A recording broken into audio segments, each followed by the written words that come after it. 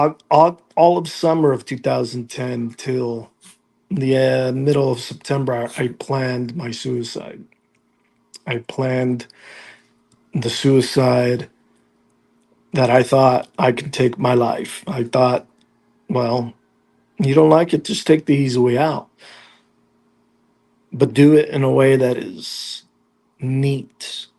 No gun, no knife, no blood.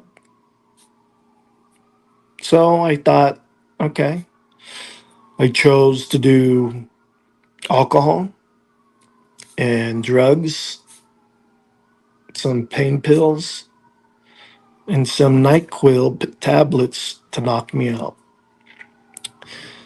And so a month before I decided to go into this suicide attempt, but I do believe it was for real. I'll tell you in a minute.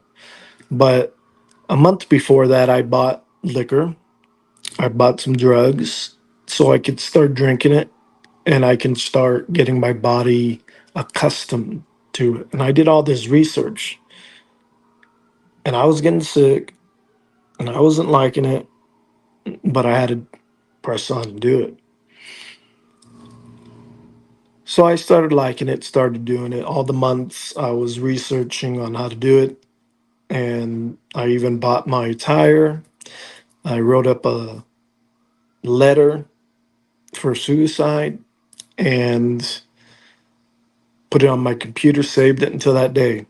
Until that day, when that day came, I opened it up and then just left it on the computer, on the laptop. So October 31st, 2010 comes, and this is the day I chose. This is the moment. And, you know, I'm at work, I'm having a good day, I'm buying all the Dayquil that I need to get, those tabs. You can only get four. And maybe because I was a security officer there at the store, they let me get eight. And so I'm getting home, I'm having had a good day. And my mom, after being home an hour and doing my business in my room, if you will, she's saying, I went by James back then. James, you need to go with grandma to go to your father. His car's not working, et cetera, et cetera. And I'm like, why? I just got home from work. I'm tired. No, I don't want to. I'm not doing it. And well, I did it. And I went and we spent, I don't know, like an hour, 2 hours out there in Covina. But even then, in that time, I understand now that God was trying to alter my plans. He was trying to alter everything. He was trying to put sense into me, and I didn't want it. And I still went with it. I was an hour late. And anyway, so I did that. 2010 finally came. It was about 8 o'clock at night. And I had everything set up in my room. And I had black and red candles lit. I had 3 cups already pre poured of the liquor in there. I had to put some soda in it because that stuff was strong. The Captain Morgan spice rum, and it was strong. And I had to sweeten it up a bit. Finally, put all my clothes, got the computer up, and put on some music. Turned the lights off, lit the candles, and then started the process of the first cup. It was a big, red solo cup type of look. And so I'm drinking, popping every pill and everything like that. Nothing's happening. I'm like, shoot, this stuff is nasty and nothing's happening. So now I get more and I get to the second cup. Halfway through, I'm feeling something more of a little cloud nine feature. Third cup, this time I'm just chugging, putting everything in my mouth. Got the Dayquil pills, or the NyQuil pills, excuse me. Probably finished the pack real quick. I couldn't even get to the second box. That's how I thought it would have got me. I had passed out, and then all of a sudden, I woke up to this laughing in my room. And I'm looking around, can't see anybody. And I start laughing because I'm all messed up. And then all of a sudden, I look to my right. The three cups that I had drank are on the floor emptied, but there was a red solo cup filled on my computer table. So it was cup four, and I don't know how that happened. I mean, I didn't go in there, and I'm sure nobody else came in. Why the hell is somebody going to come in, excuse my language, to the room and put a cup there? You know? So I looked at it, and it was this interesting, it was a black substance, and it tasted,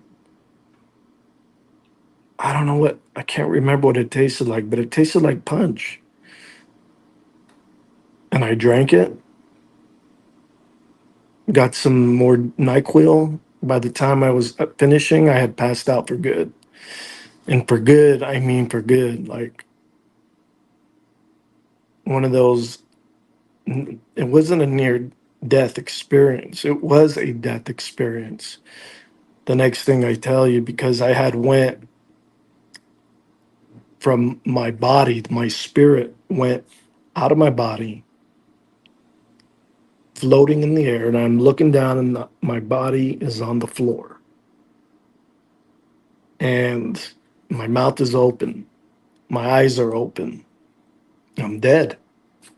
And I all of a sudden feel somebody pulling me down, and I'm going through the body into my floor, into the garage, and then all of a sudden it's black, pitch black. And it was pitch black, I don't know how long. And I woke up in this place, as the Bible teaches, hell. It was hell. There was gnashing of teeth. There was screaming. There was people in the lake of fire burning away. There was a throne that was in the middle. There was demons all around. People saying, "We got you. This is what you wanted. This is what you get." And I'm pushed into front of the throne. And then lo and behold, as I'm on my knees coming up, I see this image, or this spirit, coming towards me.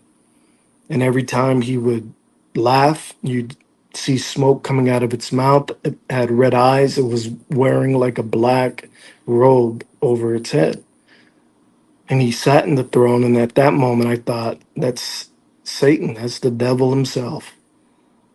And, in his very deep voice that he had, he said, "I got you. This is what you wanted. You, you want to play. Well, this is what you get. You challenged me, and I got you here. But let me get you something straight. Let me get you to the place you really want. I could resurrect you, and you can be thrown back up into the world and have everything you want. All you got to do is deny Jesus Christ. All you got to do is have people not follow him. All you got to do is be my disciple, and you can live forever. You can live forever up there, and you can come back down after, and you're going to live forever here." And I'm like, "No, this is not what I thought it was." "Whoa, you didn't think it was like this. You thought it was a big party." "Well, this is just the holding place, because once we defeat Jesus, we're going to go into that room." And there was like a big old room that was big old black gate, and we're going to go in there, and That's going to be where everything is going to happen after we defeat the Christians. I'm like, okay. And then all of a sudden he pushes me or kicks me like a soccer ball, and I end up in the lake of fire, and I'm burning and I'm screaming. And I see on the rock or whatever the heck it was a video of all my sins I've did, every bad thing I've done, even the darkest secrets I would have playing on there. People telling me this is not for you. You don't need to be here. And I'm like, man, I thought this was different. This is not for me. I don't want this. He had lied to me in the earth.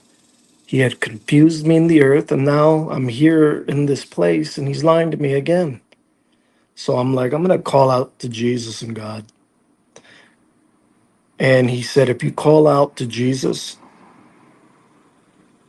and you go back up and you start being his disciple again, fully, for real, I'm going to torment you all the days of your life. And I'm going to have Legion and Lucian as my main commanders at you. Legion means many, many demons. And I went and I had a lot. And I said, no, I want to get out. And I called on the name of Jesus. And then all of a sudden I look up, there's dark clouds, thunder, and lightning, everything going on up there. And I'm saying, Jesus, just come get me. I don't want to be here. So slowly his hand is coming down out of the clouds. Clouds are parting, and this big old hand of his is coming down. And he grabs my shoulders. And I'm being pulled up, but I'm also being pulled down by the demons and whoever else is there. And it was a tug of war for I don't know how long, could have been hours. But I'm feeling hand marks on my body, fingernail marks on my body, screeching, howling, my feeling like if my body is being pulled up in one end and the other end, like if it's gonna tear apart. And I just say, you know what, Jesus, just take me, please. I'm out of here. And he pushes me out fully. And then I just woke up, body hurt, bleeding on my back, fingernail marks on my body. My mom said when I went to the pantry, she said my face was bloated and it was kind of like I looked like Shrek, just so bloated. She didn't, I didn't tell them, what really had happened. I just said I got sick from some burgers and had some liquor.